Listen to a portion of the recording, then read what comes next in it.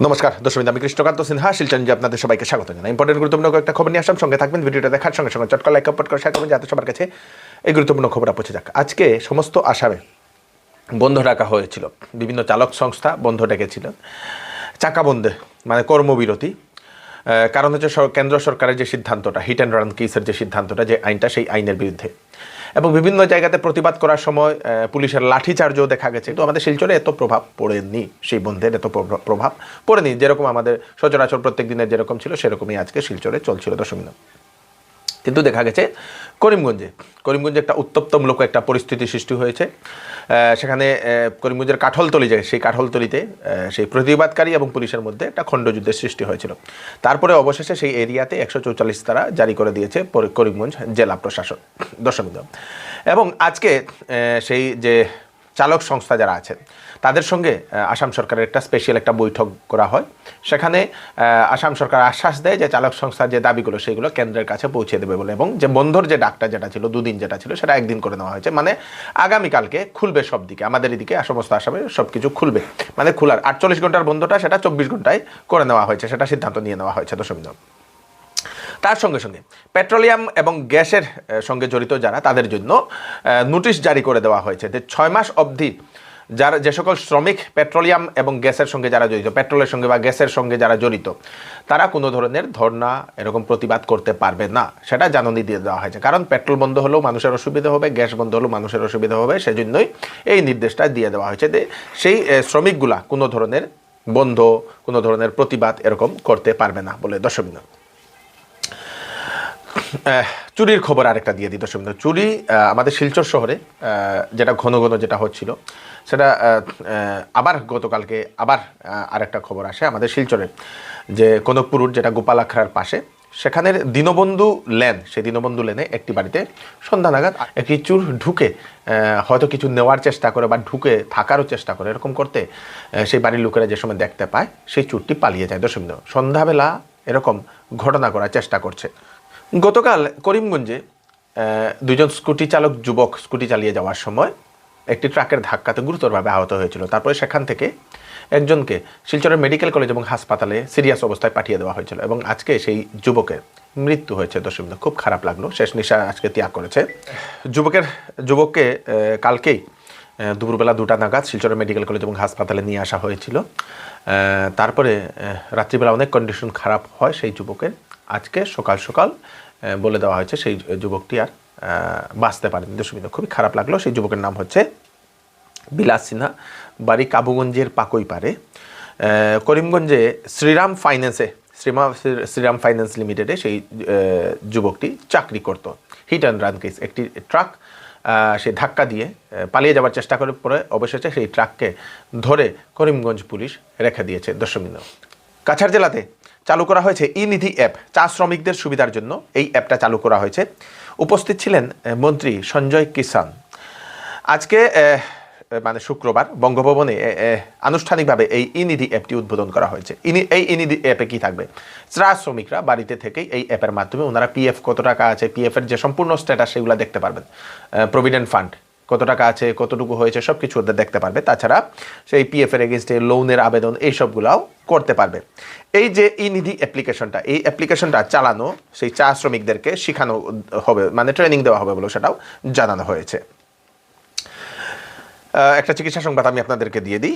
আপনারা যদি brain, spine এবং স্ট্রোকের সমস্যায় যদি ভুগছেন, তাহলে আপনাদের জন্য হচ্ছে একটা সুখবর। Doctor Md Sahanur Rahman, neuro super specialist, Guwahati, উনি রবিবারে শিলচরের মধুরবন্দের RX মেডিসিন, সেখানে উনি রুগী দেখার জন্য আসছেন।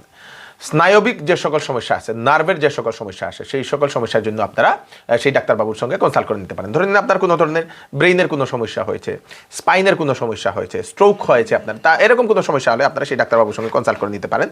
আগে থেকে বুক করার জন্য আপনাদেরকে 2টা ফোন নাম্বার দিয়ে দেওয়া হয়েছে, 7002531309। আরেকটা নম্বর হচ্ছে 8250607436। এই 2টা নম্বরে কল করে আপনারা সিট বুক করে নিন। মেরি ক্রিসমাস এবং নিউ ইয়ার উপলক্ষে শ্যামসুন্দর জুয়েলার্স আপনাদের জন্য নিয়ে এলো সোনার গহনার মজুরির উপর 70% পর্যন্ত ছাড় এবং হীরার গহনার শিলচরের প্রেমতলার কেরোপ্লাস ক্লিনিকে 6 জানুয়ারি রোগী দেখার জন্য আসছেন। হলমার্কযুক্ত HUID সোনার গহনা নেওয়ার সুযোগ। তাই দেরি না করে তাড়াতাড়ি দুটো চলে ফোন আসুন নাম্বার দিয়ে দেওয়া হয়েছে শামসুন্দর সেটটা জুয়েলার্স বুক করার জন্য সেন্ট্রাল রোড, 6900701891 আর একটা নম্বর হচ্ছে 038423568843 প্রেমতলা কিওর প্লাস ক্লিনিক। নতুন বছর চৌধুরী টেক্সটাইল আপনাদের জন্য নিয়ে এলো ধামাকা অফার। শীতের কাপড়ে দেওয়া হচ্ছে ফ্ল্যাট 40% ডিসকাউন্ট, 40% ছাড়ে আপনারা শীতের কাপড় নিয়ে যেতে পারবেন। তাছাড়া বিভিন্ন কাপড়ে আপ টু 50% ডিসকাউন্ট দেওয়া হচ্ছে। তাই দেরি না করে তাড়াতাড়ি চলে আসুন চৌধুরী টেক্সটাইলে, কারণ অফার সীমিত সময়ের জন্য। চৌধুরী টেক্সটাইল, ফাটক বাজার, গলি নম্বর 2, ফোন নম্বর 038422340063। আজকে একটি দুঃখজনিত খবর আসে।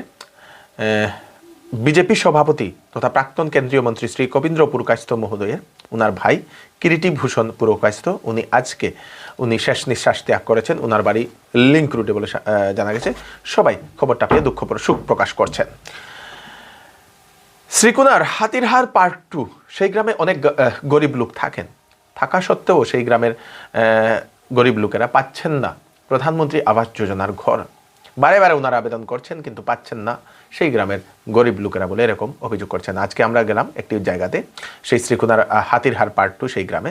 সেখানে একজন মহিলাকে জিজ্ঞেস করলাম, গরিব মহিলা, উনি সে মিড ডে মিলের রাঁধুনি, উনি গরিব, ওনার স্বামী নেই, উনি নিজের 2 ছেলেকে পড়াশোনা করান, খুব কষ্টে উনি জীবনযাপন করছেন। অনেকবার উনি আবেদনও করেছেন সেই প্রধানমন্ত্রী আবাস যোজনার জন্য, কিন্তু এখন অবধি সেই প্রধানমন্ত্রী আবাস যোজনা পাচ্ছেন না বলে উনি এরকম অভিযোগ করেছেন এবং সরকারের কাছে উনি আহ্বান করেছেন যাতে ওনার গ্রামের যার সকল গরিব আছেন ওনাদেরকে সেই প্রধানমন্ত্রী আবাস যোজনার ঘর দিয়ে দেওয়ার জন্য। রঞ্জিতা সিনহা, বাড়ি কই? হাতিরা, শ্রীকুনা হাতিরা, পার্ট 2। আপনার কি সমস্যা? আমার তো কিতা সমস্যা, এখন তো গরুর দের না, বহুত বছর অ্যাপ্লাই করছি কিন্তু দের না গর। আচ্ছা, ওই 100 লই আমি আছি। আচ্ছা, আপনি কি করেন? ও তো স্কুলে মিড ডে মিল রান্না করি। তো পরিবার কিরকম চলে? ও তো এটাই লইয়া চলে, মানে প্রত্যেক মাসেও বেতন দের না, আমরা 2-3 মাসে একবার দিব, এইটা লইয়াও চলি কোন রকম। আপনার ছেলে কোন ক্লাসে পড়ে? ছেলে মেট্রিক দিছে এবার মেট্রিক দিছে। তো আপনি সংসার চালাইন তো এটা? হ্যাঁ ঠিক, আমি চালাই। তো অরুণোদয় পাইনি? অরুণোদয় পাই। আচ্ছা আচ্ছা, ঠিক আছে। কিতা চাইলে আপনি? ওটা আমরা ঘর বাড়ি নাই, ঘর এরকম এই কিতাব থাকতাম নি বাঙ্গা ঘরে। অ্যাপ্লাই করছিলেন? করছি কিন্তু দের না, কেউ দের না আমরা রে। আচ্ছা, কার কাছে অ্যাপ্লাই করছে? ও তো পঞ্চায়েতের কাছেও করছি। আচ্ছা, ঠিক। ফ্ল্যাটের সময় তো তারা কইছে ঘর দেও, ফটো তুলিয়া দেও, কইছে ফটো দিলাম, 2-3 বার দেওয়া হইছে কিন্তু দের না। দর্শকবৃন্দ, এই হচ্ছে আজকে স্পেশাল আপডেট আপনারা তাড়াতাড়ি জন্য সাথে সবাইকে পাঠিয়ে দেবেন যাতে সবার কাছে পৌঁছে যাক। আমি কৃষ্ণকান্ত সিনহা, নতুন একটি ফ্রেশ আপডেট নিয়ে আবার আপনাদের সবার সামনে ফিরে আসবো। ততক্ষণ আপনারা সুস্থ থাকবেন, সেফ থাকবেন, সবাইকে সেফ রাখবেন। নমস্কার।